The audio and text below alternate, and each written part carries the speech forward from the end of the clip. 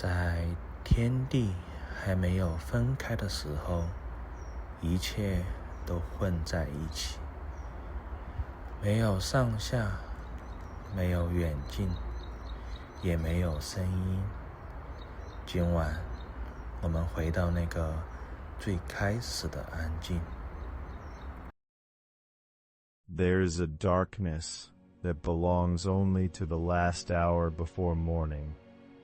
Not the deep black of midnight, not the cool gray that comes just before birds. Something in between. A darkness that has almost finished its work and knows it, but has not yet agreed to step aside. You are in it now.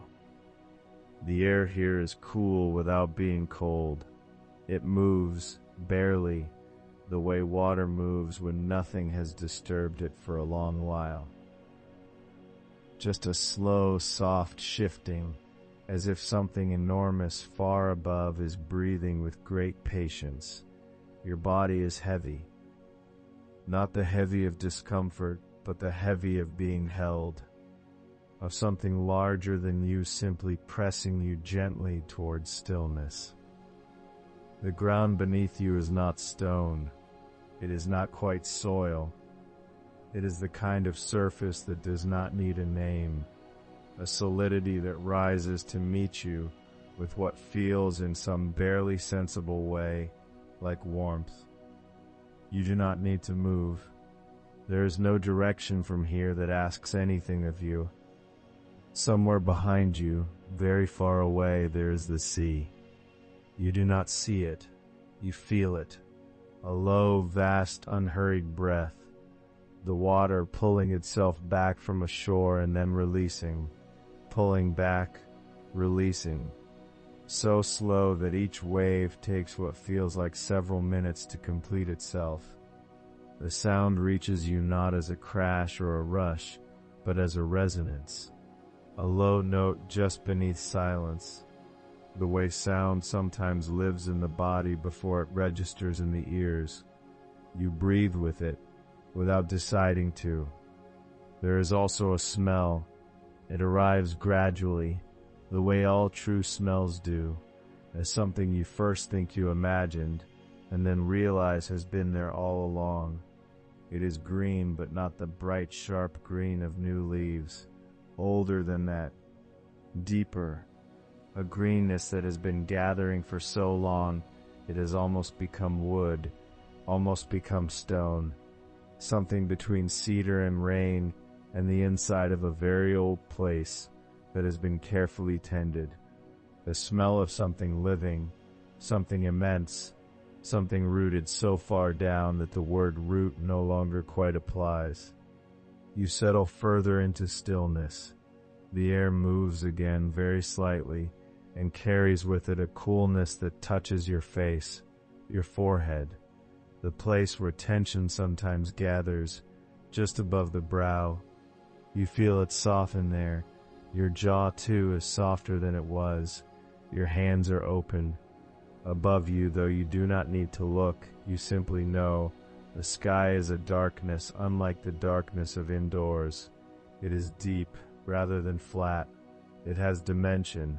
It is a depth you can rest in, rather than a surface you press against. There are stars, but they are not demanding your attention.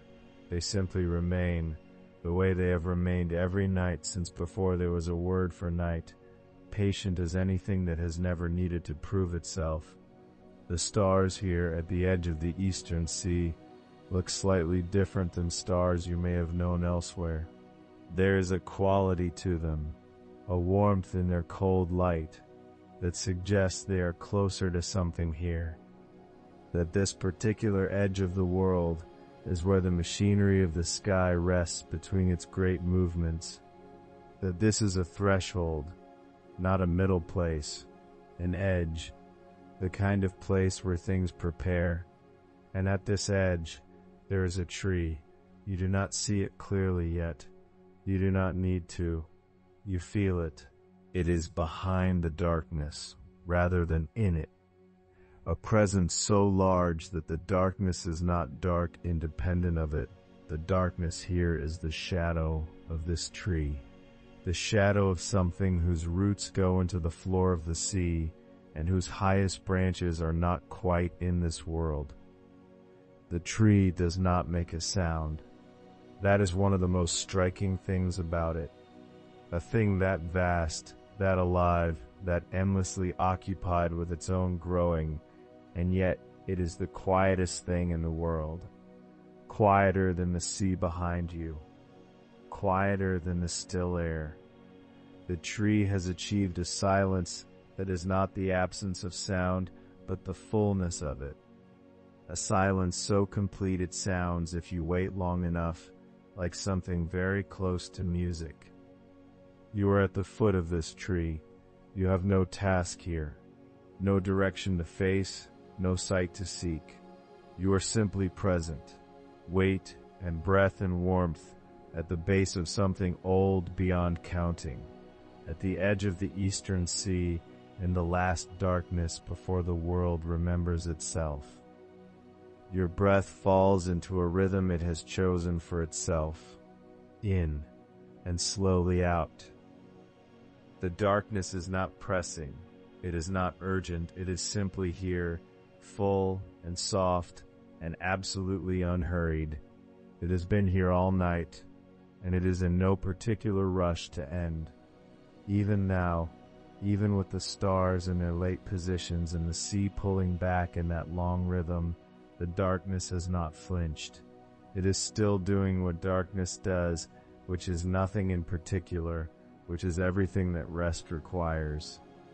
There is a weight to the air now that suggests it is later than midnight, deeper into the night, past the middle, into the final hours, not close to morning, not yet, just closer to it than before.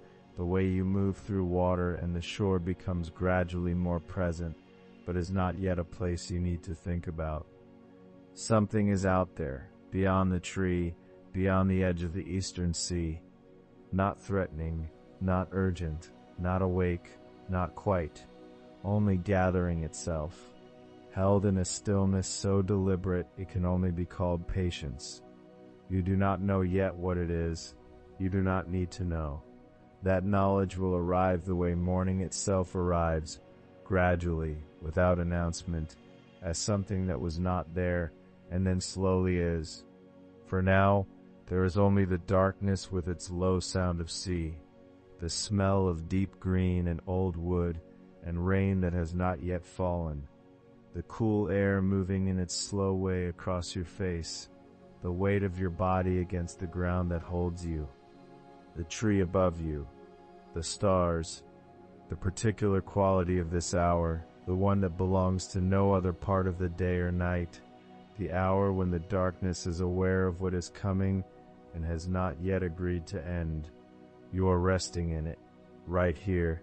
This is where you are, and somewhere beyond the darkness, somewhere past the great spreading roots of the tree and across the still water of the eastern sea, something vast and patient is sitting with its hands on the reins, its horses quiet, its great banners hanging without wind. It has not moved yet. It is in no hurry.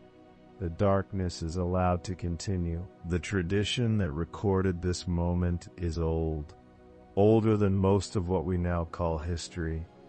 It comes from the 9 songs, the Jōga, a collection of ritual hymns preserved in the Chǔ Cí, the songs of the South, a body of poetry reaching back across more than 2,000 years to a civilization that held the great rivers of southern China and the misty highlands above them. The 9 songs were sung and danced and spoken aloud in ceremony. They were offerings. They were the human voice reaching upward toward things that did not need to be reached. Among them, the hymn to Dōng Jūn, the Lord of the East, has come down to us carrying something that feels less like praise and more like witnessing.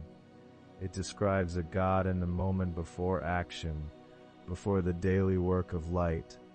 It finds him in the interval, sitting still, his great horses held at rest, the sky not yet committed to mourning, and it describes him, this Lord of the Sun, as reluctant, as sighing, as looking back. We will return to that sigh. But first, the place. The edge of the Eastern Sea is where this begins. Not a dramatic coastline, not cliffs, not crashing, but a shoreline that seems to exist slightly outside of ordinary geography, at the rim of the known world where the land simply ends, and the water extends without end into a darkness that is also a kind of brightness. This is where the old records place the Fusang tree, the Fusang, the cosmic mulberry at the world's eastern margin, vast beyond measuring, its roots drinking from water that no vessel has ever crossed. The Fusang appears in texts spread across centuries, in the Shānhǎijīng, the classic of mountains and seas. It stands in the valley of the rising sun, a tree so large that its shadow takes the entire morning to cross. Its leaves are said to resemble those of the common mulberry, the silkworm's tree, the weaver's tree, but scaled to a different order of existence entirely. Its branches rise into a sky that is neither day nor night. Its roots go down into something older than soil. In the hymn, the opening lines tell us that the warmth preparing to emerge from the east, Tunjiang Chǔ Cí Dōng Jūn, is already casting its first glow on the railings through the Fusang tree. The Fusang is the frame through which the sun is first seen. It is the filter, the threshold, the first thing the light touches on its way into the world. There is something to hold here, the idea that between the source of light and the world that receives it, there stands a tree, something rooted, something growing, something that has been here longer than the light's daily passage and will be here after. The light does not simply arrive, it arrives through. It is mediated by bark and leaf and the slow life of an immense living thing. The darkness behind your closed eyes is soft and unchanging. You don't need to do anything with it. The tree is described in some sources as having a companion. Two great Fusang trees, standing so close that they appear as one, each supporting the other. In the imagery of the solar chariot, it is on the lower branches of this tree that the sun rests before beginning its journey. The chariot settled among the high limbs, the horses standing without restlessness, the light held gently in the lattice of leaves, as if the tree is the last one allowed to hold it before the day must begin. We are in that interval.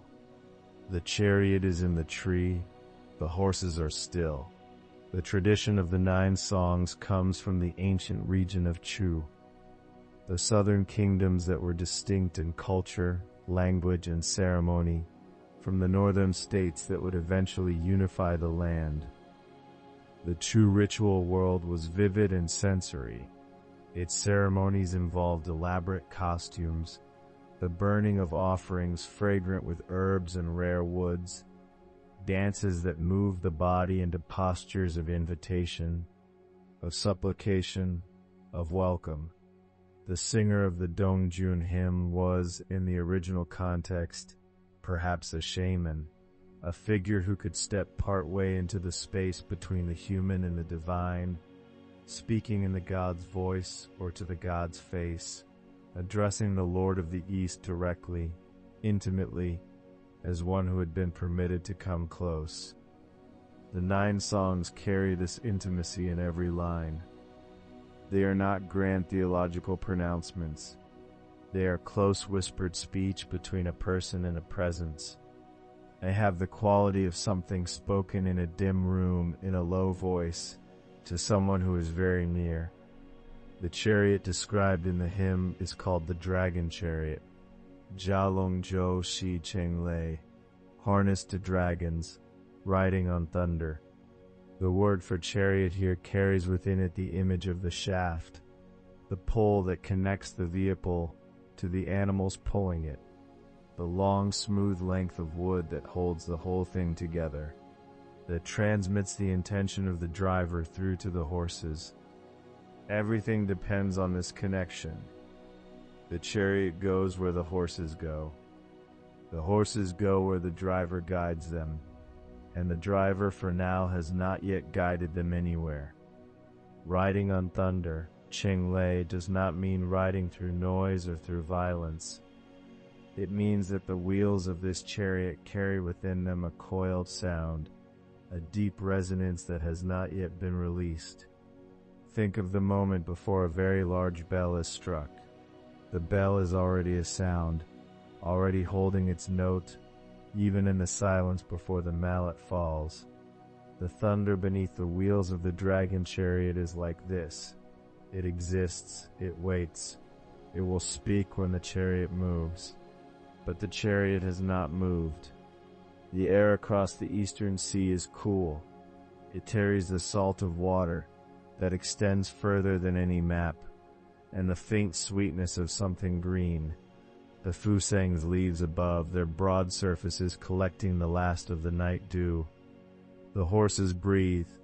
Their breath rises as thin mist in the cold air and fades. The great roots of the tree go down into the water without sound. Something in you has already slowed. The body knows this hour. It knows the particular quality of air that exists at this depth of the night, when the muscles have released and the mind drifts without direction. The cloud banners, Zayun Qi Shi Wei She, are described as meandering, as trailing, as moving in the slow, sinuous way of a river that has no urgency.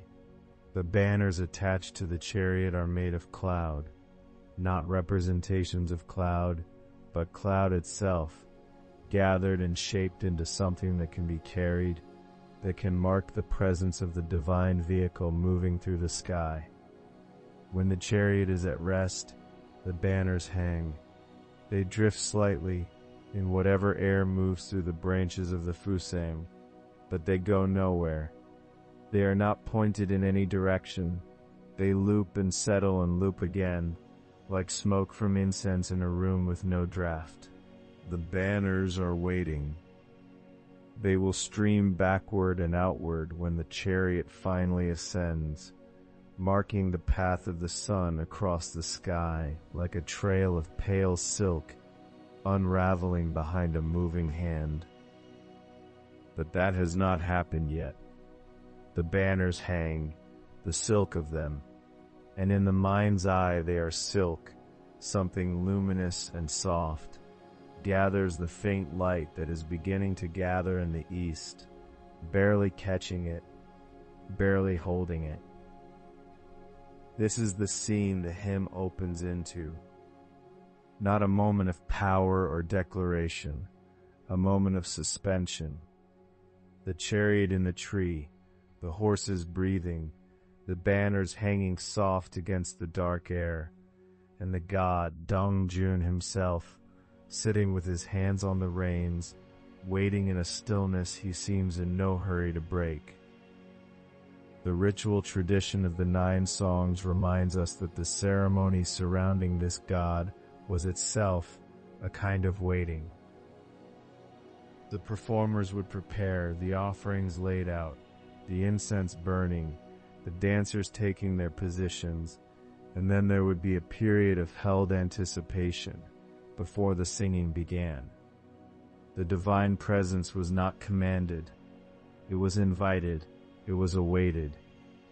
The ceremony created a quality of receptive stillness, a readiness that was also a patience, a willingness to wait as long as was needed for something vast and unhurried to become present. The god who arrives in the ceremony is the god we find at the Fusang tree, not yet ascending, not yet blazing, but present, quietly present, sitting with his horses in the last of the deep dark. The waters of the eastern sea are very still. The Fusang tree rises from them without sound. Its upper branches are lost in a dimness that is not quite darkness and not quite light, that particular in-between quality of the sky at the edge of dawn, before any color has been committed to, when the whole horizon seems to be holding its breath. And the chariot rests in the branches of that tree, and the horses stand, and the cloud banners trail without direction, and somewhere just outside the frame of this image, in the seat of the chariot, with his hands loose on the reins and his breath slow, Dōng Jūn is sitting. He is not given the command. The night is allowed to continue. He is sitting very still. That is the first thing to understand about him. Not his brightness, not the fire that will eventually pour from the eastern horizon, but this, his stillness. The god of the sun, at this hour, is a figure of almost perfect quiet. His name is Dōng Jūn, the Lord of the East. The old poem places him here, at the edge of the sea, in the branches of the fusang tree, in the time before rising. And the poem does not describe him blazing, it describes him waiting. It describes him with his hand resting on the reins, his horses steady beneath his touch, the chariot harnessed but motionless. The poem notices that he is not ready, that he has not yet said the word that would set everything in motion. The text says, Fu yu ma shi an chu, Fu yu ma shi an chu. He soothes his horses and drives gently, or rather, he has not yet driven at all. The gentleness is already there, already in his hands, before the journey begins. This is how the ritual poem of the 9 songs, the Juga, holds him. Not as a force arriving, but as a force pausing. Not as the sun at noon burning without question, flooding the world with its indifferent heat, but as something much quieter. A god in the last moments before duty claims him, sitting with his horses in the dark, his breath even and slow. You can feel the weight of your own body now, resting where it rests. Your shoulders have settled, your hands are open. There is no effort required of you. The air in the room is soft and still, and the darkness behind your closed eyes is deep and without edge. The horses themselves deserve a moment of attention. They are dragon horses. The creatures that pull the solar chariot are not ordinary animals. They belong to the same order of being as the dragons that coil through the rivers in the sky in the old cosmology. Creatures of immense power and immense patience. At this hour they stand with their heads slightly lowered. Their breath rises in slow plumes into the cool air above the eastern sea. They are not restless. They are not stamping or pulling. Dōng Jūn's hand on the reins is a light hand, a hand that steadies without forcing, that communicates calm simply by resting where it rests. The old traditions understood something about the relationship between a charioteer and his horses. The hand must be soft. The communication travels through the leather of the reins like something close to feeling, a current that moves both ways, from driver to horse, from horse to driver, a shared stillness that is also a shared readiness.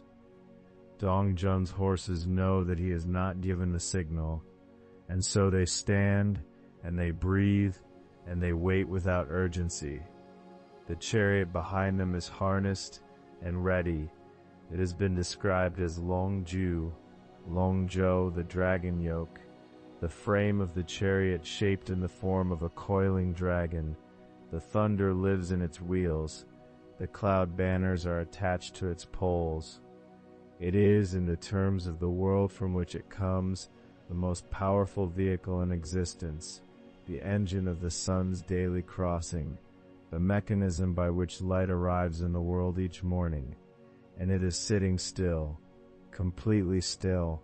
The wheels have not turned, the thunder has not sounded, the cloud banners trail without direction in the almost air of this almost morning. All of that power and none of it moving. There is something very particular about potential energy held perfectly in suspension. The bow drawn, but the arrow not yet released.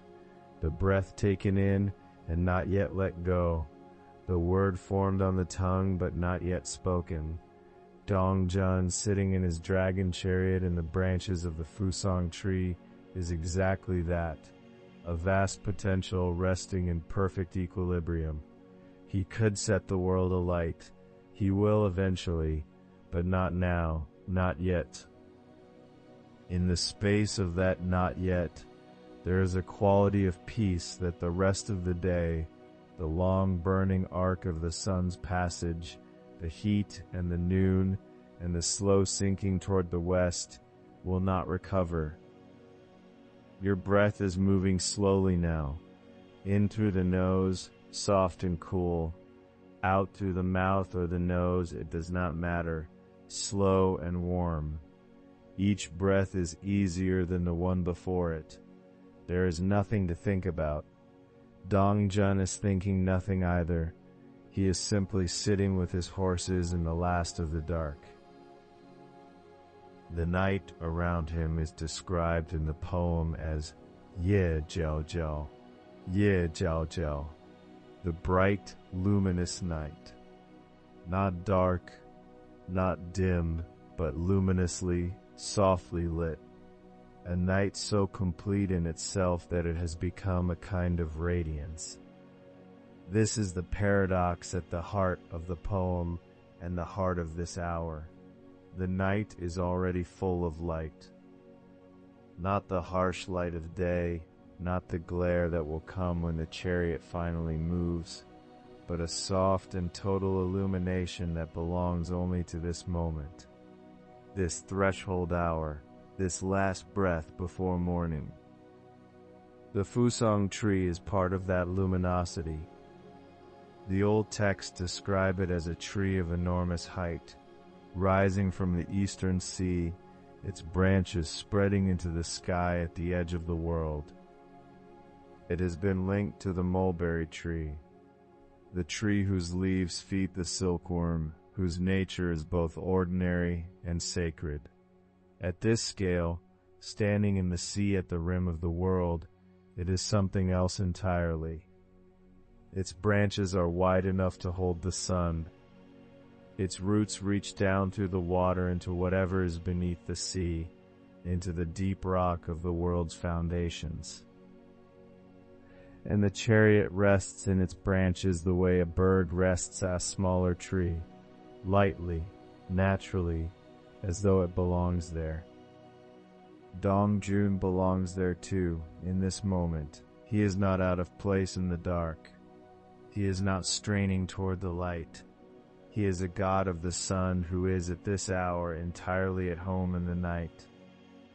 Sitting quietly, his breath slow, his horses calm beside him, his hand on the reins without tension. The poem does not tell us what he is thinking. It tells us what he is doing, steadying his horses, sitting in the luminous dark, not yet ascending. The inner life it gives him comes later, in the lines about sighing, about his heart circling and looking back. But here, in this verse, he is simply present, fully, quietly present in the last of the night. There is something in that image, a figure of great power sitting very still, not exercising that power, not even preparing to exercise it, just sitting, that carries its own kind of rest. The god of light, resting in the dark. The engine of the world's days, motionless in the branches of a tree above a still sea. The cloud banners drift very slowly, not in any direction, just drifting, as hanging things drift when there is almost no wind, the gentlest movement, the kind that tells you the air is alive but barely so.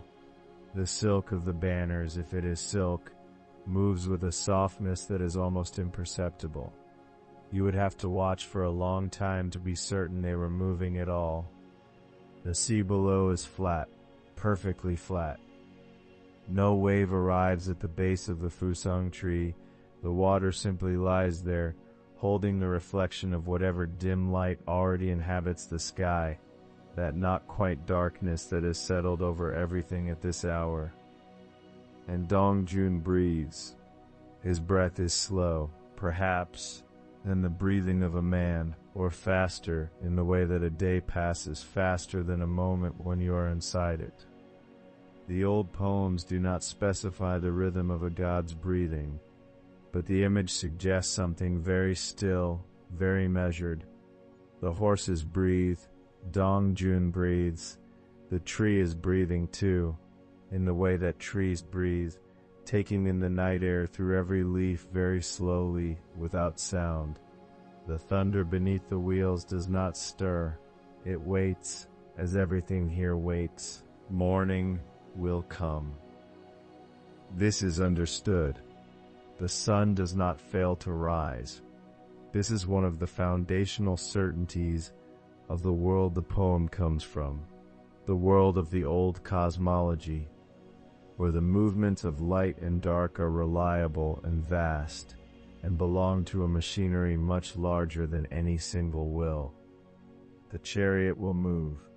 The horses will lift their heads. Dōng Jūn will give the signal.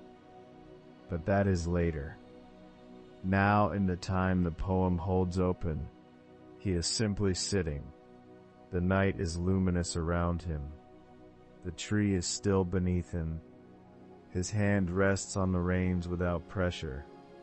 His eyes, the old texts do not describe his eyes, but in the stillness of this image, his eyes are quiet, looking at something that does not demand looking back, resting on the dark surface of the sea, or on the dim sky, or on nothing in particular.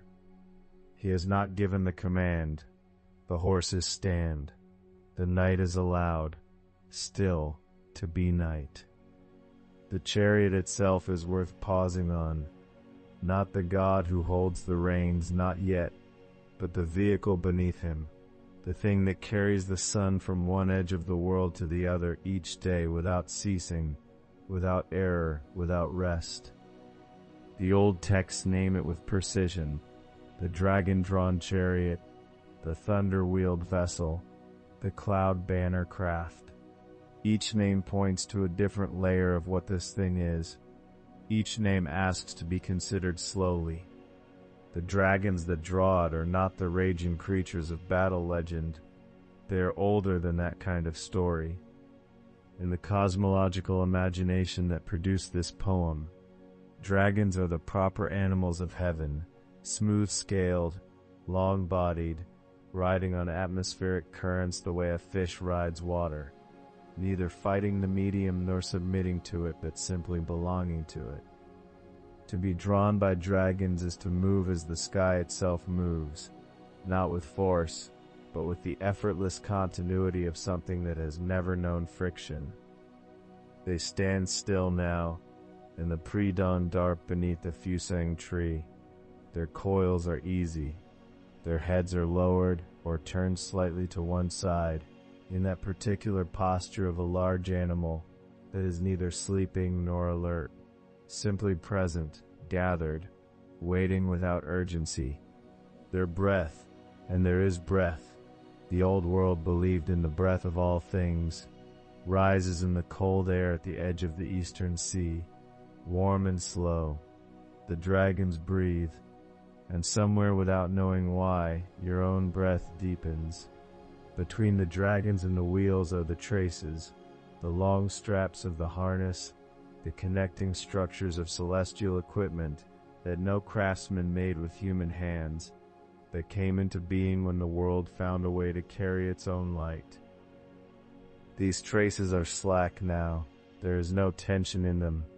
The whole apparatus rests in perfect suspension, not collapsed, not straining, simply held, the way a spring holds its potential in the moment before release.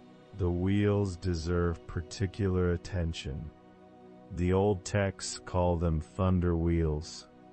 In the original, the chariot is said to drive on thunder. the word for thunder nested inside the description of the wheels themselves. Scholars have understood this in different ways across different eras. Some took it to mean that the chariot produces thunder as it moves, that the sound of the sun crossing the sky is the rumbling that precedes and follows storms. Some understood it more cosmologically, as a statement about the nature of the wheels, that they are made of the same substance as thunder, that they contain within their turning the same enormous energy that splits the sky open during a storm. Hold that thought for a moment. Thunder wheels. Wheels made of the same substance as thunder, the same energy that shakes the earth, that rattles windows and wakes sleeping children, that rolls across mountain ranges and flattens the surface of lakes. That energy is housed in the structure beneath the God who is not yet moved, and he sits there quietly. His weight rests on the chariot floor. His hand is easy on the reins.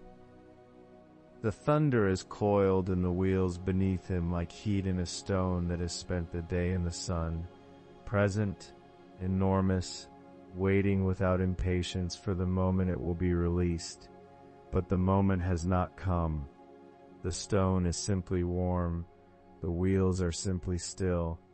This is what potential energy feels like if you could perceive it directly, not as strain, not as pressure, but as fullness, as completeness, the kind of stillness that only exists because everything is in place.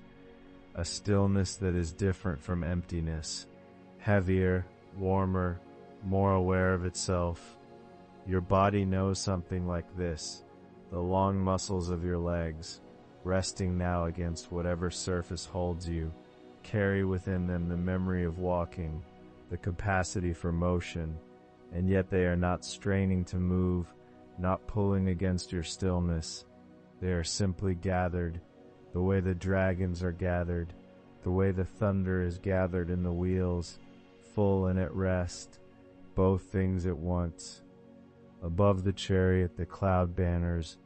These are the standards that fly from the vehicle as it moves, vast streaming lengths of cloud substance, shaped into banners the way cloth is shaped by wind and rank in intention.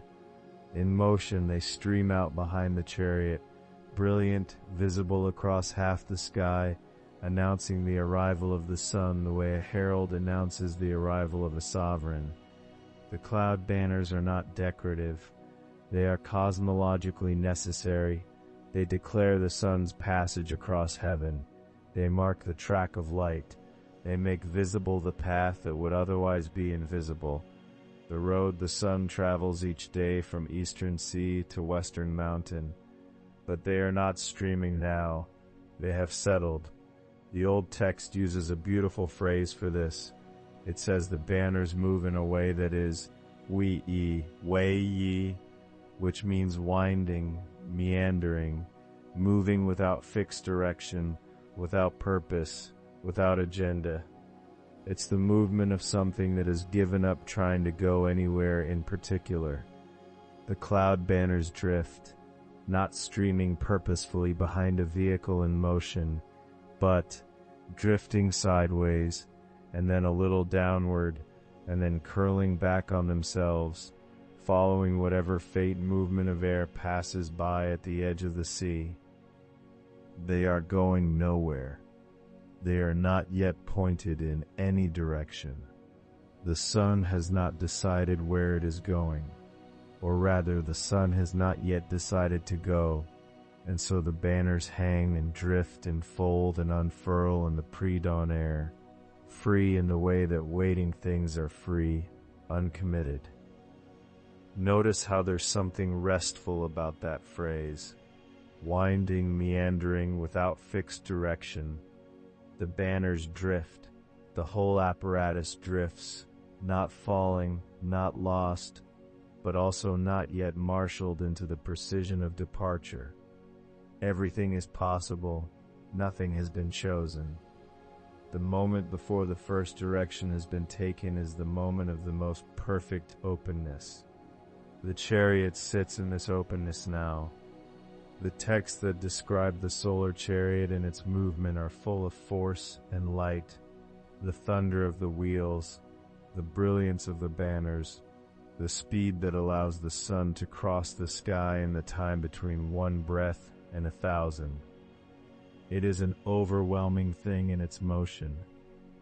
The cosmological machinery of the sun is among the largest forces the old imagination could describe.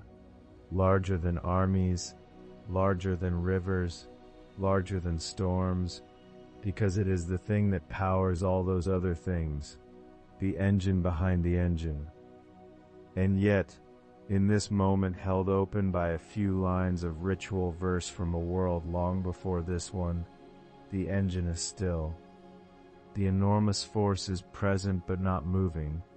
The capacity for overwhelming brightness is gathered into a vehicle that sits without sound in the last hour of the night, beneath a tree so vast the old world used it to mark the edge of everything known. The dragons breathe slowly. The cloud banners drift and fold. The thunder waits in the wheels. The pre-dawn dark is thick and soft around all of it, around the harness straps, around the coiled forms of the dragons, around the banners that have stopped trying to go anywhere, around the wheels that have not yet begun to turn. The dark is not frightened of the thunder beneath those wheels. The dark knows what you know, resting here, that potential and stillness are not opposites, that a thing can contain enormous energy and still be perfectly, completely quiet. The wheels do not turn. Not yet. There is a quality to this particular kind of stillness, the stillness of a machine that is fully assembled, fully capable, every part in its correct position, that is different from the stillness of something unfinished or abandoned. This chariot is not broken. It is not waiting because something is missing. It is complete and it is still, and those two things coexist without tension. The way night coexists with the memory of day, the way your own body coexists with its own capacity for motion, even now, even here, even as the long muscles release their held tension one by one, and the weight of you settles more fully into rest. The chariot rests on the surface of the ground, or on whatever ground the edge of the world provides. The dark shore at the base of the great tree, the place where the eastern sea meets the roots of the cosmic mulberry. It does not strain, it does not pull against the stillness, it simply remains, ready, not urgent. Fully loaded with the energy of a new day's crossing, every part of the mechanism in alignment, the dragons in their places, and the banners hanging from their poles, and the thunder folded into the wheels, and none of it moving. All of it here, all of it sufficient, all of it waiting for the driver to lift the reins with intention, for the god to make the quiet signal that will set everything in motion. He has not made it. The thought settles slowly, the way the cloud banners settle, without urgency, without direction, simply coming to rest where it finds itself. He has not given the command. The enormous machine is ready, and the driver sits at its center, and the world's light waits in the harness, and none of it has anywhere particular to be, not yet, not in this moment that the old poem holds open like a door left just barely ajar. The pre-dawn sky above the fusang tree is neither dark nor light. It is the sky's own form of this, gathered, complete, capable of becoming either dawn or a longer night, not yet committed to either, simply present in the fullness of its not yet chosen moment. And here, in the stillness between what was and what will be, the chariot waits. The cloud banners drift, the thunder rests, and then he breathes out. It is not a sudden thing. It does not happen the way thunder happens, or the way light spills over a horizon. It happens the way a river slows as it approaches a wide and quiet place, gradually, without announcement, the breath releasing from some deep interior chamber into the stillness around the chariot. The old poem names it directly, Long Tai Shi, Chang Tai Shi, a long sigh. The phrase is simple and precise. Long, a sigh, before ascending. This is the emotional center of everything the poem holds. Not the thunder beneath the wheels, not the cloud banners streaming, not the great sweep of the chariot across the sky. The center is this, a God breathing out, slowly, with reluctance before he does what he must do. The fusang tree stands at the edge of the eastern sea, tall and motionless. The dragons in the harness are still. The wheels have not yet turned, and the Lord of the East, Dōng Jūn, sovereign of light, the warmth that is about to emerge from the east, sits at the reins and breathes out a long, slow breath into the darkness around him. Something in that image is worth staying with. You may notice right now how your own breath moves, how it arrives without effort, how it leaves without effort, the chest rising slowly and then falling a little more than rising, the body already knowing in its own quiet way what it means to exhale, to release, to let the breath go and not reach after it. That is what the God is doing. He is letting go of the breath, and in the letting go, he is also holding on to the night, just a little longer, just one more moment of the stillness that surrounds him. There is a question embedded in this image that the scholars and commentators have returned to across many centuries. What does it mean for a God to sigh? Gods, in the cosmological texts of the old world, do not typically hesitate. They do not pause at the edge of their duties and exhale with longing. They do not look back. The machinery of the cosmos, the turning of heaven, the cycling of the sun, the ordering of seasons, is described in texts like the Huáinánzǐ as operating with the precision and inevitability of enormous celestial gears. The sun rises, the sun sets. This is not a matter of preference, and yet the 9 songs, the Juga, give us something different. They give us a God with an interior, a God who feels the weight of what is about to begin, a God for whom the moment before sunrise is not merely a moment of preparation, but a moment of something closer to grief, a tender, wordless reluctance that the poem does not try to explain away. The long sigh is not a malfunction in the cosmic order. It is the poem's way of saying that even within the inevitability of dawn, there is feeling. Even the sun, even the sovereign of light, knows what it is to wish, quietly and without hope of altering anything, that the stillness could continue. This is what the phrase Long Tai Shi carries even in translation. Long, not brief, not a short exhale of impatience or readiness. Long, meaning the breath is drawn out, extended, pulled across the silence like a slow thread. The character Tai suggests something beyond ordinary measure, too much or more than, and Shi is breath, but also rest, also quietude, also the ceasing of movement. The word itself contains within it the idea of stillness. The sigh is a breath that holds its own opposite. To breathe out is briefly to become still. The God exhales, and for the length of that exhalation, he is at rest. The chariot is still at rest. The dragons have not moved. The cloud banners drift in no particular direction, and the sigh passes from the God out into the pre-dawn air above the fusang tree, and the air receives it and holds it and becomes for a moment a little warmer. Something breathed here, something old and enormous breathed out, and the darkness held the breath, and the darkness became in that holding a little softer. The ritual context of the 9 Psalms is worth dwelling on because it shapes how this sigh would have been heard.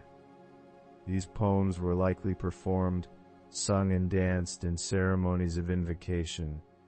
A shaman or ritual performer would speak these words, embodying the god's perspective. The audience would hear the god's voice saying, "I am about to ascend, I am about to bring the light, and I am breathing out, slowly, because I wish I could stay." The people gathered for this ceremony knew the sun would rise. They were not watching a tragedy. They were watching something more subtle, a ceremony of acknowledgement, a ritual recognition that even the things that must happen carry within them a note of longing, a wish that things could be otherwise, not in defiance of what is, but in tenderness toward what is being left behind. The sigh in this context is not despair, it is intimacy. It is the god's way of being present in the last moment of night, fully present, not already in motion toward the morning, not already performing his solar duty, but here, in the darkness, breathing out slowly, still belonging to the quiet. The body has a way of following what it hears, especially when what it hears is slow and low and unhurried. The jaw has softened.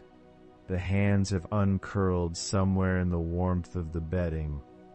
The weight of the body has settled a little more deeply into whatever holds it. You are not doing this. It is simply happening, the way the exhale simply happens, the way the breath releases without effort, and the body follows it down. The god breathes out, and the night holds the breath, and neither the night nor the god needs anything to be different. There's a word that appears repeatedly in the later commentaries on Dōng Jūn, a word that comes up when scholars try to describe the mood of this particular moment in the poem. The word is liulian, to linger, to be reluctant to leave, to stay beyond the natural time of departure. It carries the sense of someone who has risen from a chair to say goodbye, and then sat back down again, drawn by something unnamed, something that has nothing to do with the practical world and everything to do with the feeling of the place. The god lingers. He is at the threshold of the morning. The mechanism is ready. The dragons wait. The thunder is coiled. The cloud banners are furled and prepared to stream behind the chariot as it ascends. Everything is in place for what must happen next, and he lingers. He breathes out into the last of the darkness, that long, slow breath, and his heart circles, low and quiet, unable to move quickly away from the stillness it has rested in through the night. This lingering is not laziness. It is not a failure of duty. In the ritual tradition that produced these poems, it is something more like reverence. The night is worth lingering in. The darkness before dawn is not a mere absence, not simply the time that precedes the important time. It is complete in itself. It has its own quality, its own texture, its own particular kind of presence. And the god knows this and cannot move away from it without one long, slow acknowledgement. The sigh is that acknowledgement. It says, I was here. I was in the stillness, and it was worth being in, and I am breathing it out now, carrying a little of it with me as I go. The fusang tree does not move during the sigh. The sea at the edge of the world does not stir. The sky above is the color of deep water, and the light in the harness, the light that will become the sun's passage across the sky, is still banked in quiet, held close, not yet released. Everything is as it was, and yet something has happened. The god has breathed, and the breath has moved through the darkness, and the darkness has received it. This is a kind of ceremony too, a ceremony with no audience, no performance, no one watching, just the god and the night, and the long, slow breath between them, the intimacy of a parting that hasn't quite happened yet. The old scholars who annotated the 9 songs sometimes wrote of this passage with a kind of care that suggests they recognize something personal in it. The long sigh before the thing that cannot be avoided, the heart that looks back at the quiet. These are not experiences that belong only to gods. They are experiences that belong to anything that has known stillness and been asked to leave it. Maybe not as a sun god at the edge of the eastern sea, holding dragons steady in the last dark, but as something quieter, as the feeling of a warm and resting body that has almost entered sleep, and holds the last edge of waking, gently, without urgency, the way you might hold a smooth stone in a loosening hand. The awareness still there, but already softening. The breath still moving, but slower now, and slower still. That is the long sigh. That is what the poem names in the god, and what the god's sigh names in you. The breath continues outward. There is no sudden intake after the long exhalation, not yet. The poem holds the exhale open, dwelling in the length of it, the way the word chong holds the duration of it, long, long, drawn out into the silence above the tree. And somewhere in the length of that breath, in the space the god's sigh creates in the air above the fusang tree, the night settles into itself one final time. The darkness does not deepen, it simply becomes more fully itself, more complete, more present in its own stillness. The chariot waits, the thunder rests beneath still wheels. The cloud banners have found their resting place in the windless air, and they hang there, unhurried, belonging entirely to this moment that the poem has kept open across all the centuries between the writing and the reading. Somewhere above the eastern sea, a god is breathing out, and the night is receiving the breath, and the tree at the edge of the world is holding them both, the god and his reluctance and the darkness that surrounds them, gently, without judgment, the way the darkness holds everything that rests within it. The sigh is not finished yet. It continues slowly into the stillness. The long exhale of a sovereign who is not quite ready, who lingers one moment more at the edge of all that quiet, whose heart turns back even now toward the dark he is about to leave. He has not given the command. The breath is still moving outward, and the night for now remains. His heart turns back. That is the line the poem gives us. The god's heart turns back, low and circling the way a bird moves when it cannot quite bring itself to leave a place where it has been warm. The phrase the poem carries is Xin Di Hui Si Gu Huai, the heart low circling, looking back with tenderness. It is 4 words in the original, 4 words across 26 centuries, and they hold something so recognizable that they need no translation. The feeling of turning back, the feeling of not quite being ready to go. He is still at the reins, he has not moved, and his heart is doing what hearts do when they know something good is ending. It circles, it dips low, it looks back over its own shoulder. There is no drama in this. There is no struggle or resistance. It is quieter than that. It is the small, interior motion of a creature who is entirely present in the moment just before departure. You may know this feeling, not from any great leave-taking, but from smaller ones. The warmth of a room you are about to leave, the last few moments before something changes, the way the body slows on its own before the mind has given any instruction. Dōng Jūn, the Lord of the East, is pausing in exactly that way. His heart is low in his chest, circling, and his gaze has turned back toward the darkness he came from. The poem does not tell us directly. It gives us the gesture, the turning, the tenderness, and leaves the rest open, like a door into a dark room, like an invitation to look for ourselves. So we look.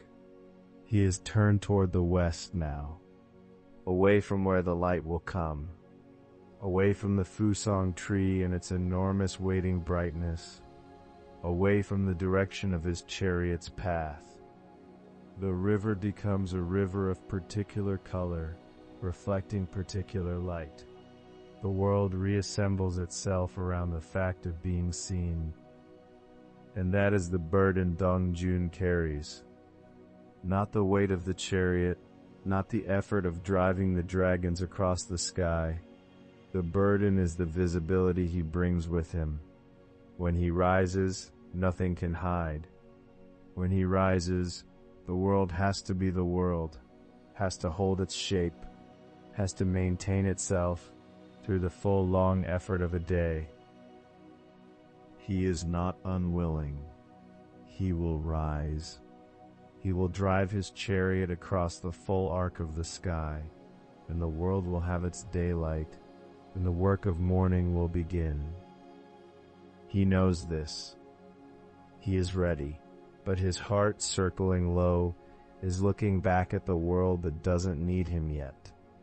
The world that is simply resting in its own darkness, unhurried, unlit, free from the gentle obligation of being known. There is something very tender in this gaze. He is not mourning the darkness. He is honoring it, acknowledging it.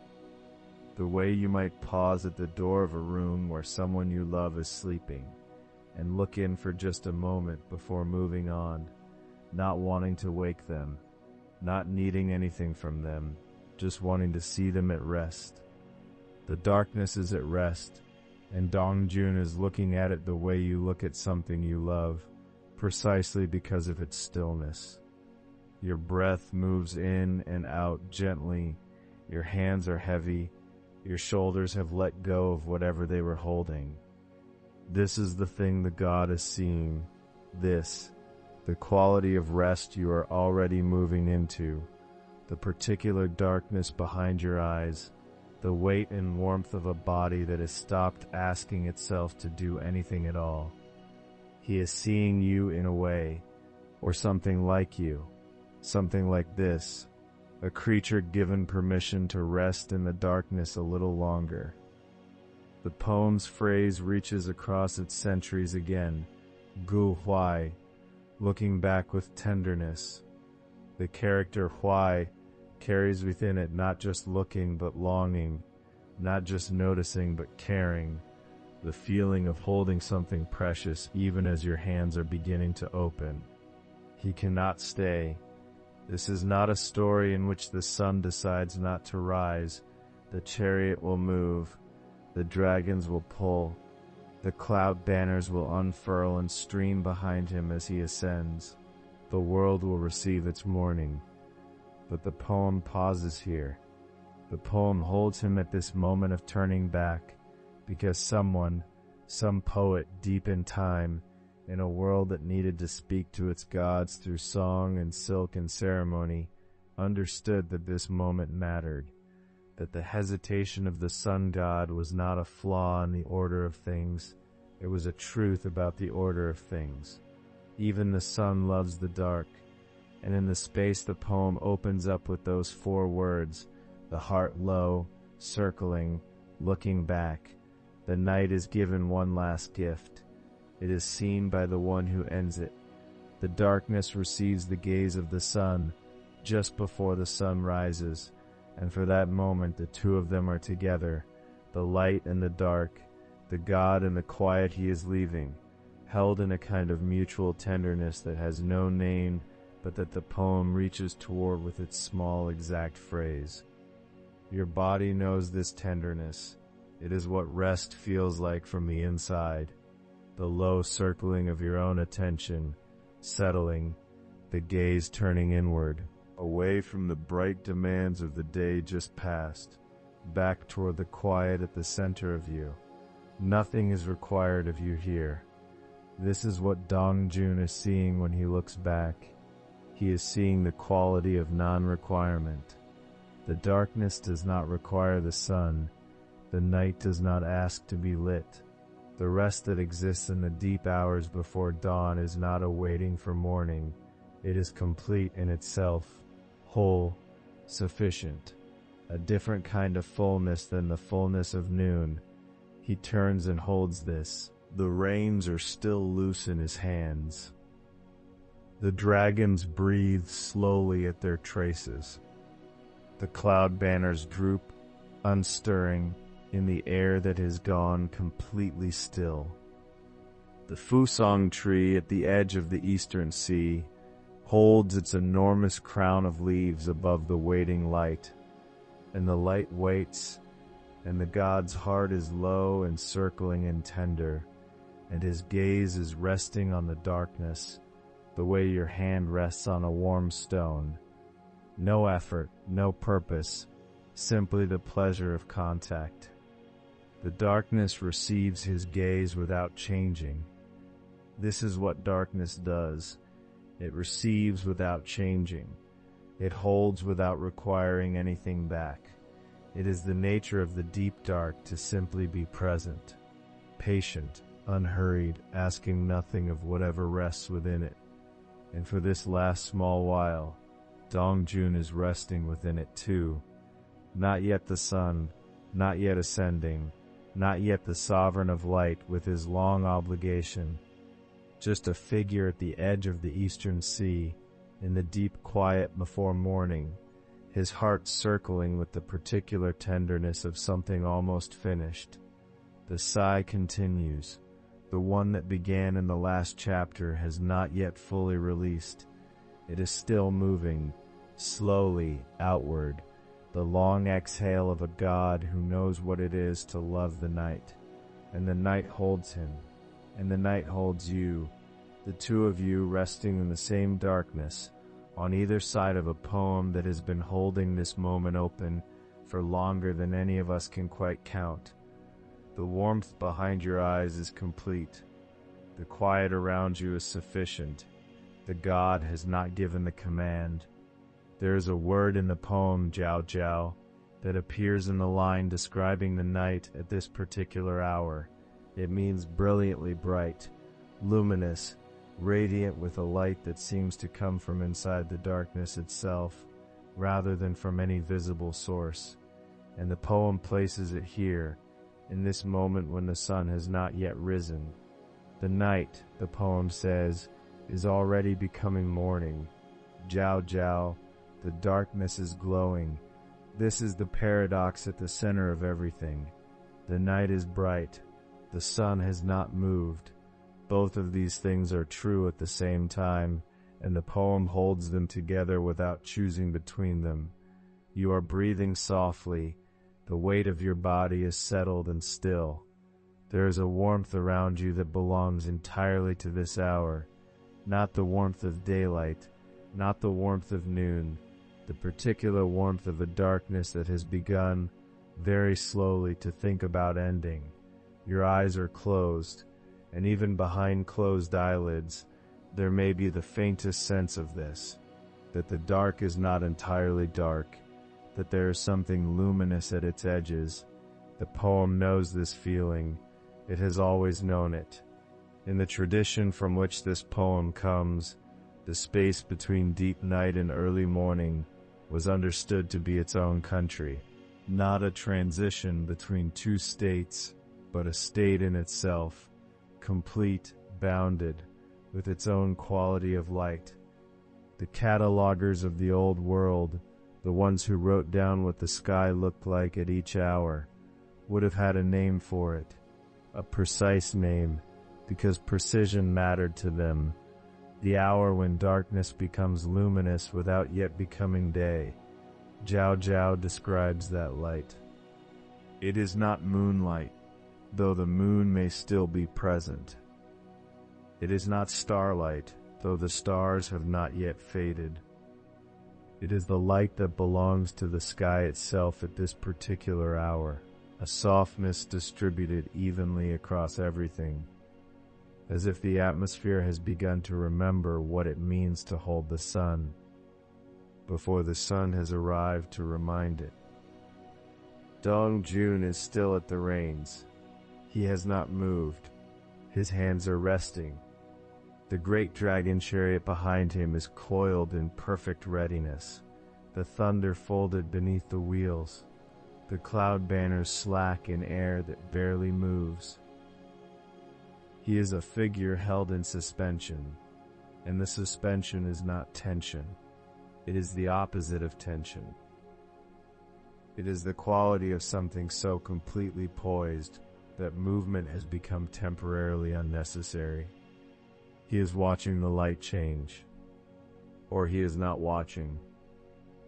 Perhaps his eyes are soft, unfocused, resting on the middle distance where the eastern sea meets the sky. The Fusang tree rises at the edge of that meeting place. The enormous mulberry, older than counting, its roots in the deep water, and its branches in whatever is above the sky. The tree is also luminous at this hour. Its leaves catch the Jiao Jiao light and hold it the way still water holds a reflection, without effort, without intention, simply because that is what leaves do when light touches them. The world at this hour is very quiet, not the deep quiet of midnight, which is a quiet that does not know morning is coming. This is a different quiet, a knowing quiet, the silence of something that has already accepted what is approaching and is allowing itself one more moment of stillness before it does. Your breathing has slowed a little more. The long muscles of your back are heavy against whatever is beneath you. Your hands are open, or nearly open, the fingers soft, not gripping anything. The darkness behind your eyelids may have that quality too, now. The Jiao Jiao quality, the luminous dark, the brightness that is not yet day. In the old texts, the transition between night and morning was sometimes described as the sky thinning, not brightening, thinning, as if the darkness were a layer of something, fabric, silk, the finest paper, and the light that had always been on the other side was slowly becoming visible through it. The sky at the moment before dawn has this quality. You can almost see through it. Dōng Jūn can see through it. He knows what is on the other side because he is, in some sense, the other side. He is the light that the sky is thinning toward, and he is sitting very still in the last moments when he is not yet that, when he is simply a figure in the luminous dark, holding reins that have not yet been urged, watching the space between night and morning from the inside. This is where the poem lingers, not in the blazing arrival,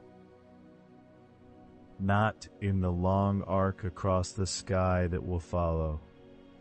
Here, in this moment when the night is Jiao Jiao, already bright, already becoming, and the God is still, and everything is possible, and nothing has been required yet.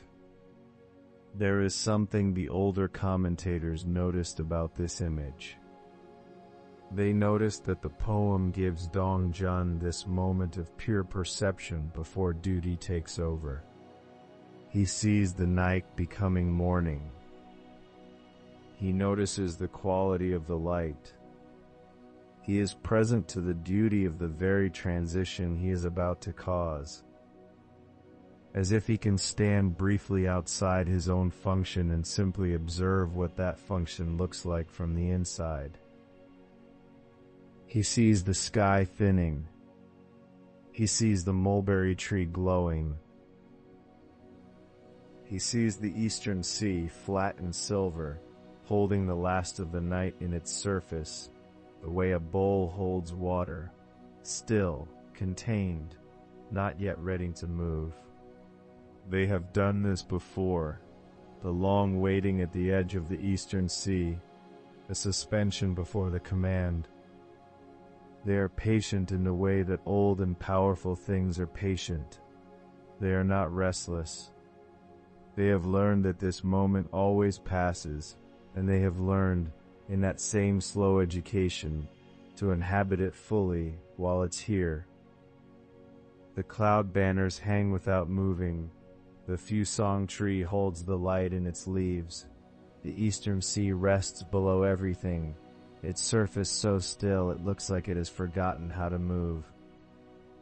And at the rains, unhurried, present, breathing, Dōng Jūn has not given the command. The night is Jiao Jiao, brilliant dark, already becoming morning, and not yet morning and entirely itself in this moment between, a country with no name that the poem found a way to enter and has been living in ever since.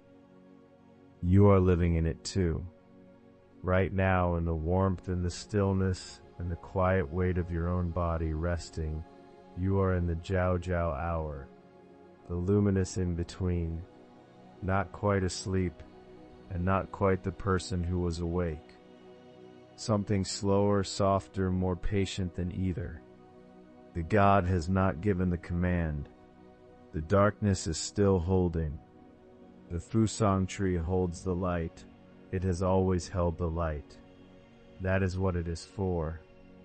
The tree stands at the world's eastern edge, where the land gives way to sea, and the sea gives way to something older than either. Its roots go down into the deep water. Its branches rise into a sky that is not yet decided about morning. The texts that speak of this tree, Fusang, describe it as a great mulberry, a tree of the sun, the place where the solar chariot rests between one day and the next. The sun rises from its branches. The sun is cradled there in the long darkness before rising. The Fusang tree is not simply a landmark at the edge of the world. It is a resting place. It is the pause between one journey ending and another beginning, and tonight the pause has grown long and still. The branches of the Fusang hold something that is not quite light and not quite darkness. The glow in the leaves is soft, less a brightness than a warmth, the way embers hold heat long after the fire has quieted. Each leaf is broad and unhurried. Each leaf cups a small pool of that half-waking luminance that belongs to the Jiao Jiao hour. The tree does not press the light forward. The tree simply holds. Your breath is slow now.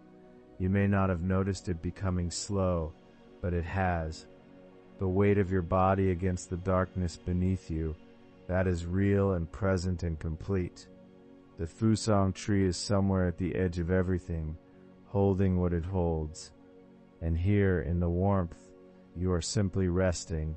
The old texts say that 10 suns once rested in this tree at once.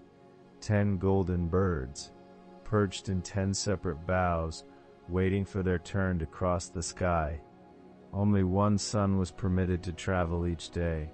The others waited, still and patient, in the branches of the Fusang. They did not chafe. They did not call out. They sat in their appointed places and they waited, and the waiting was part of what they were. The image is a quiet one if you let it settle. 10 suns resting, 10 bright presences folded into stillness inside one great tree at the edge of the Eastern Sea. The Fusang tree large enough to hold them all, the branches spreading wide enough that each sun had its own place among the leaves. One sun resting, and around it, branches and dark water, and the long soft breathing of a world that has not yet been asked to wake. The Fusang tree is described in some texts as immense, vast beyond the ordinary imagination of trees. Its canopy covers the eastern horizon. Its roots touch the floor of the sea, and yet the descriptions of it are never loud. No one who speaks of this tree speaks of it with urgency. It is mentioned the way one might mention a stone that has sat in a particular place for so long that it has become part of the land itself. The Fuzhang tree is simply there. It has always been there. It will be there when this night is over and when the next night begins. There is comfort in that. The world's eastern edge is not a place of drama. It is a place of patient continuity. The Fuzhang tree stands, the sea rests below, the sun waits in the branches, the dragon chariot sits unharnessed of all ambition, poised, but still. And Dōng Jūn, the god who has not yet given the command, breathes slowly in the luminous dark, his hand on the reins that he has not yet moved. You breathe slowly too. There is no urgency here.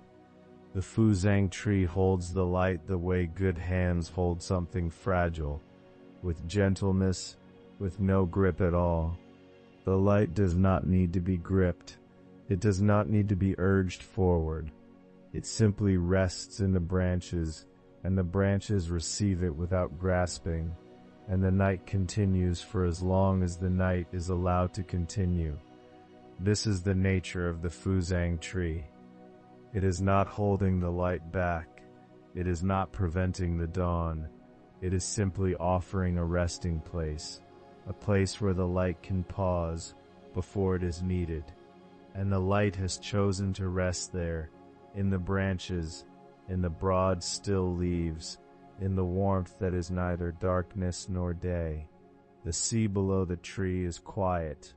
The sea below the tree is so quiet that it seems to have gone somewhere else, leaving only its surface behind, a flat dark mirror, unmoving, reflecting the faint warmth that filters down through the Fuzhang branches.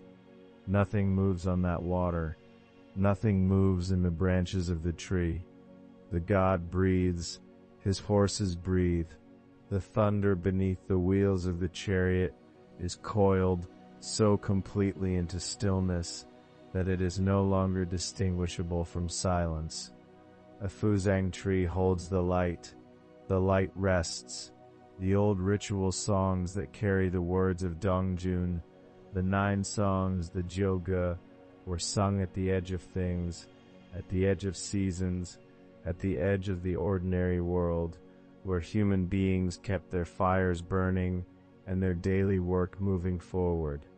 The songs were sung at that edge, facing outward toward the part of the world that had no names yet, and the god was invoked there at the boundary, and at the center of the invocation, the Fuzhang tree, the place from which the sun comes and to which the sun returns, the fixed point at the world's eastern edge that the sun knows the way home to.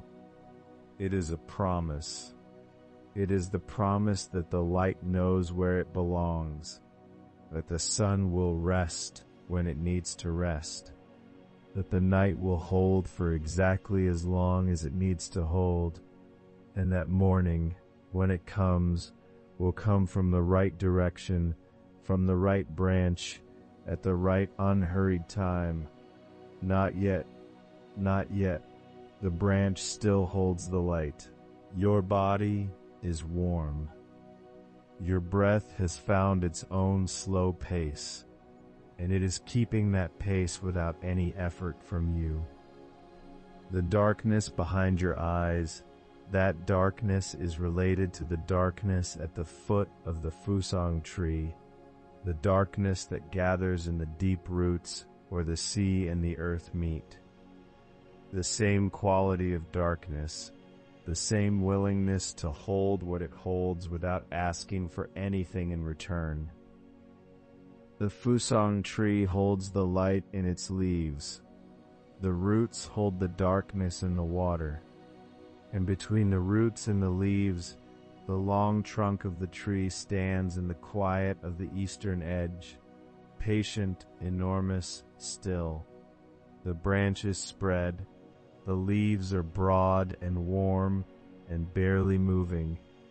The light in the leaves is not going anywhere. The God is not yet ready. The tree is not yet ready. You are not yet ready. And this moment of not yet, this is exactly where you are supposed to be. There is a phrase that the old songs carry without ever saying directly. The sun rests before it rises. It is not written as a statement. It is written into the shape of the poem itself. The way the god sighs before ascending, the way his heart lingers, looking back. The sun rests. That is what the Fusang tree is for. That is why the tree stands at the eastern edge of everything, with roots in the sea and branches in the not-quite sky, so that the light has somewhere to rest before the long crossing begins. The light is resting now. In the branches of the tree at the edge of the world, the light is resting. The broad leaves receive it. They do not direct it or hurry it. They simply offer their surface, their warmth, their patient stillness. The leaves barely move. A breath of wind, slow, warm, coming from no direction in particular, moves through the Fusang branches. The leaves shift, very slightly. The light in them shifts too, turning a fraction, settling again into a different arrangement that is just as still as the one before. The wind passes, the leaves are still, the light rests in the leaves. The sea is dark and smooth beneath the tree. The roots go down into that dark water, into the deep cold silence of the sea floor, into the long ago sediment and stone. The tree draws its life from that depth, from the cold and the dark and the unhurried weight of deep water. The Fusang tree rises, and at its crown among the highest branches, the light rests in its bowl of leaves like something given back. Everything given back. The god breathes, the horses breathe, the tree breathes, or does something so slow and vast that breathing is the nearest word for it. And below the tree, below the roots, the deep sea breathes too, its long slow breath that takes hours, that takes the whole night, that has been breathing since before the songs were written, and will continue long after the last singer has set down their voice. The night breathes. Everything is breathing at the pace of the Fusang tree now. Slow, patient, rooted, unhurried. The light is still in the leaves. The command has not been given. The morning has not been invited. The Fusang tree holds the light in its branches, and the darkness holds the tree, and the sea holds them both. The tree and the darkness and the first pale warmth of something that has not yet decided to become day. The god sits. The chariot is still.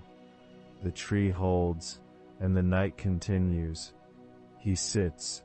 The horses are calm beneath his hands. The chariot has not moved. The night continues. This is the whole of it, held in a single breath. The god at the eastern edge of the world, the reins loose in his hands, the darkness around him full and still and complete. He has not given the command. He has not lifted his voice. He has not asked the horses to move. The night is allowed to continue. You feel that somewhere beneath your breathing. The permission in it. The long, unhurried permission. He sits with his horses, and the darkness is whole around him. The cloud banners hang without wind.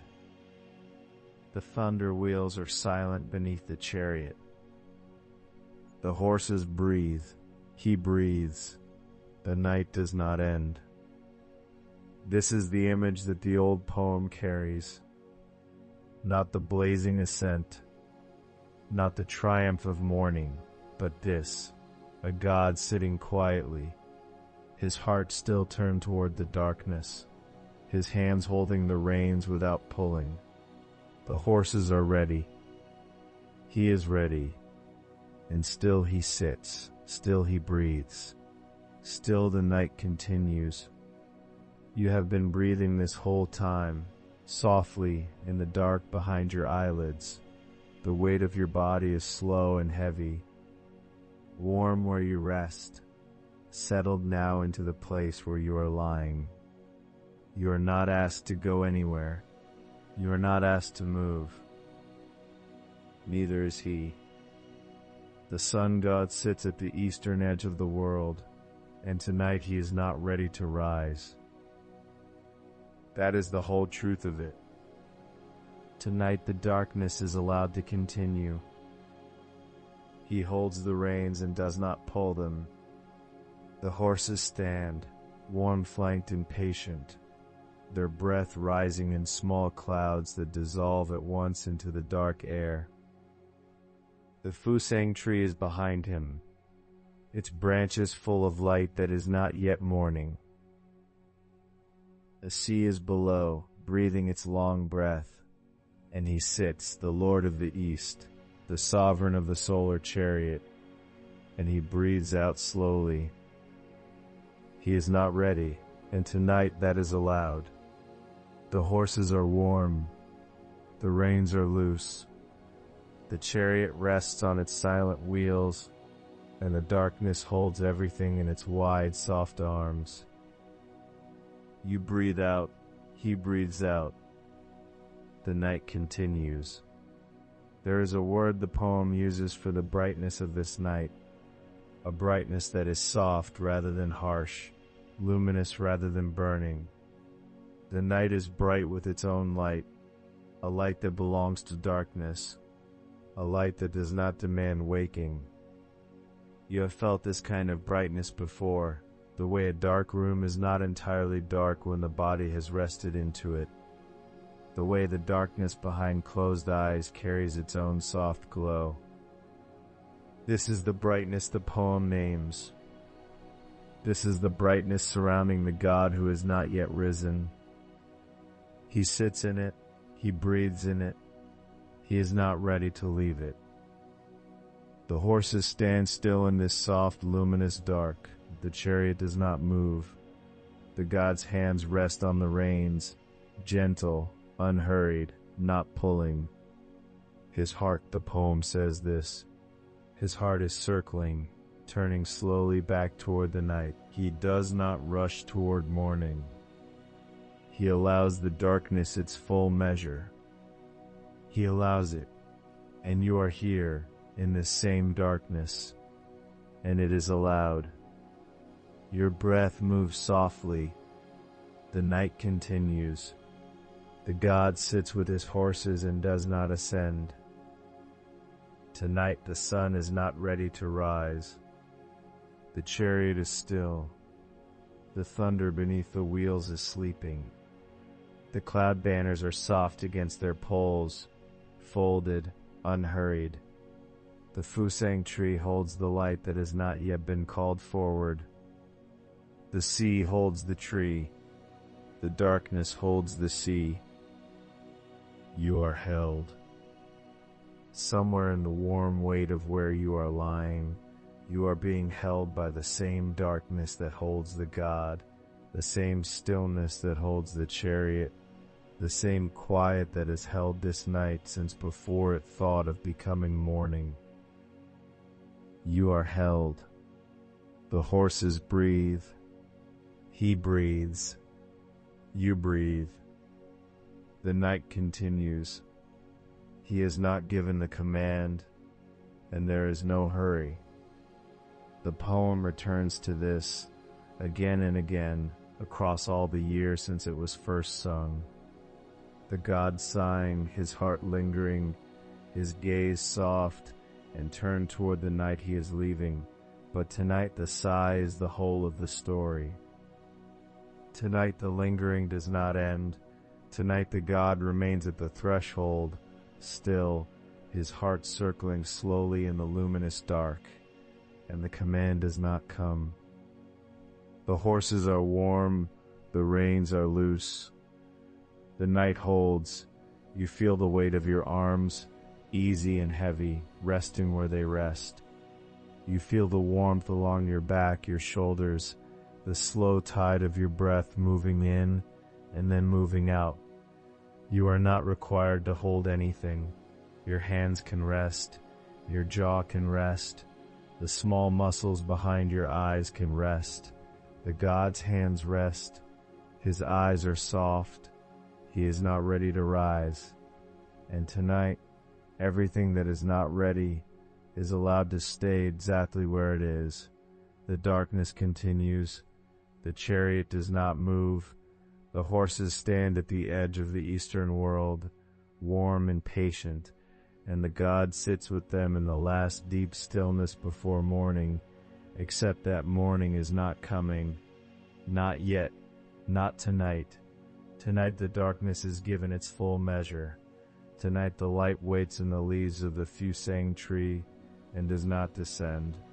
Tonight the sun god sits with his hands open, his breathing slow, his heart turned gently toward the quiet. He is not ready. You are not required to be ready. The night continues. The chariot is still. The darkness is whole.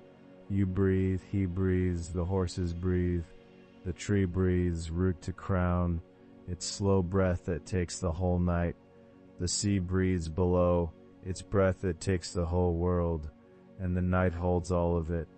The god, the chariot, the horses, the tree, the sea, the darkness and the light still resting in the leaves, and you, here breathing softly in the warm dark, held by the same stillness that holds all of this. He has not given the command. There is no command. There is only the breathing. There is only the stillness.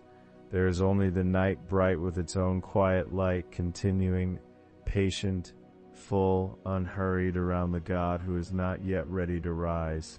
And tonight, not yet is enough. Tonight, not yet is the whole answer. The chariot rests. The tree holds. The darkness continues. You are here. You are still. The night goes on. The horses have gone still. Not the stillness of waiting. The stillness of rest. Their great heads are lowered now, turned gently toward each other in the dark. Their breath comes slowly, warm and slow, rising into the cool air and dissolving there. The thunder beneath the wheels has gone quiet. It was always quiet underneath. The thunder was only ever potential, and potential when nothing calls it is the same as silence. The cloud banners have gone slack. They hang from their poles without moving. The silk, if it is silk, has stopped remembering which way the wind was blowing. It holds no direction now. It holds nothing but its own soft weight.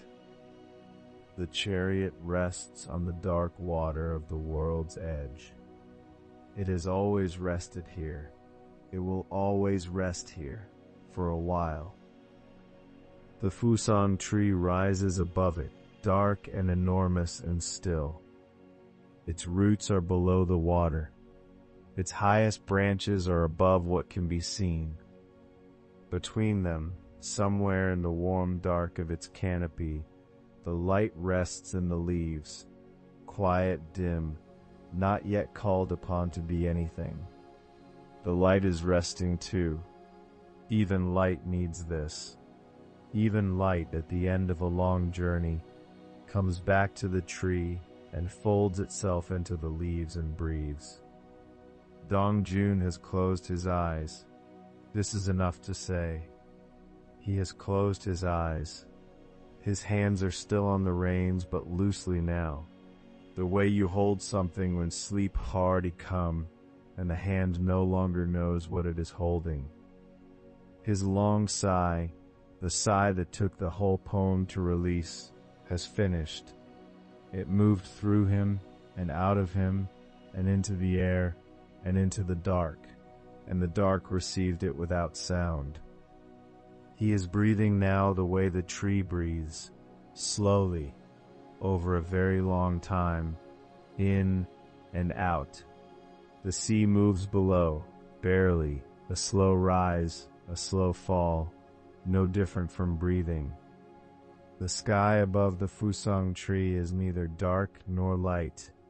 It is the color of the space behind closed eyelids when you have been still for a long time. You know that color. You are in it now. Your body has grown heavy in the good way, the way stone is heavy, settled, belonging to the earth beneath it.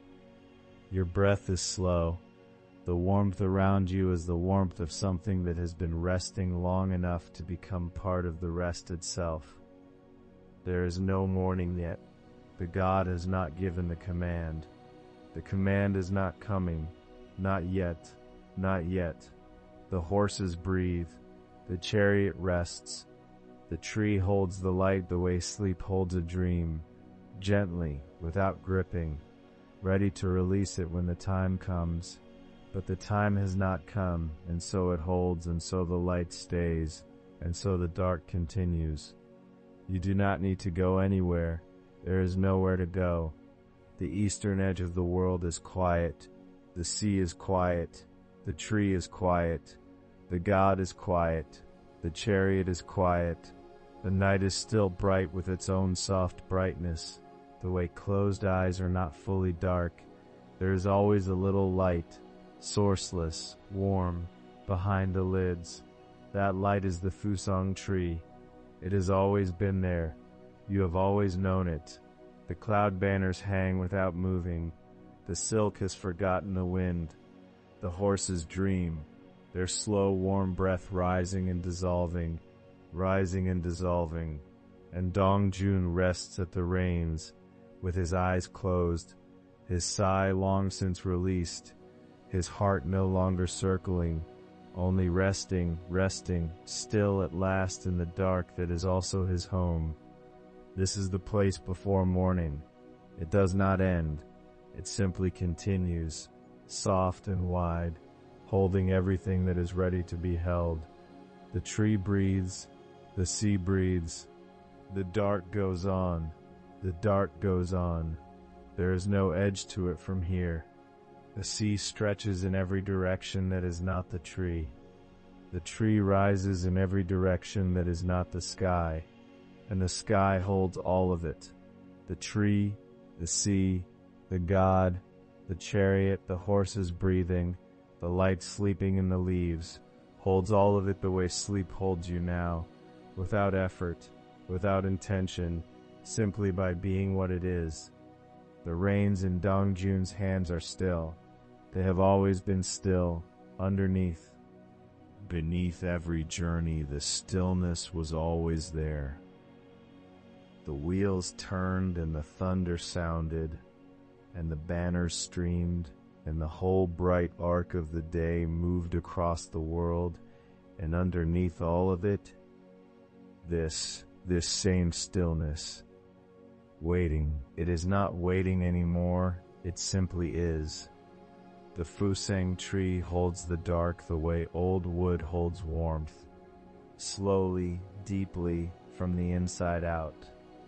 You can feel it from here, a soft heat that has nothing to do with fire, the warmth of something that has been alive a very long time and learned that warmth is what living leaves behind. Your breath is slow now, slower than slow, each breath a long country, with quiet at either end. The horses do not stir, the silk does not move, the water below the tree makes no sound that has a name. Somewhere in the high branches, the light sleeps on, folded into the leaves, like a bird that has tucked its head beneath its wing, and knows, without knowing, that morning is not yet necessary. Morning is not yet necessary. You are not yet necessary. There is nothing required of you here, in this darkness, at the foot of this tree, beside this God who is also resting, whose sigh has already passed through the world and been received, whose heart has stopped its circling and gone quiet the way water goes quiet when the stone has long since settled to the bottom. The stone is at the bottom now. The water is still. You are still.